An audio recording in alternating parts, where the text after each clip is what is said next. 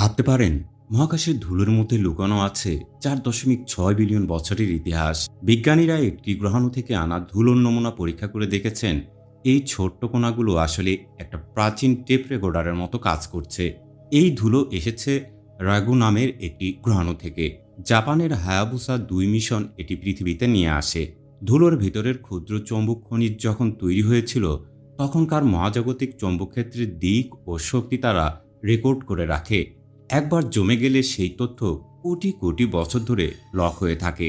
28টি নমুনা বিশ্লেষণ করে বিজ্ঞানীরা দেখেছেন এর মধ্যে বেশিরভাগই এখনও সেই প্রাচীন চৌম্বক স্মৃতি ধরে রেখেছে। এগুলো দেখায় সৌরজগৎ তৈরির সময় মহাকাশে কী ধরনের শক্তিশালী ম্যাগনেটিক ফিল্ড ছিল। অর্থাৎ মহাকাশের এক চিমটি ধুলো আমাদের শুনিয়ে দিচ্ছে 4.6 বিলিয়ন বছরের মহাজাগতিক ইতিহাস। ভাবা যায় মহাবিশ্বের গল্প লেখা আছে শুধু এক ফোঁটা ধুলোর মধ্যে। রিলেটেড ভিডিও দেখুন আমার চ্যানেল এবং পেজে। ভালো লাগলে সাবস্ক্রাইব অথবা ফলো করে সাথে রাখুন। ভালো থাকুন, সুস্থ থাকুন।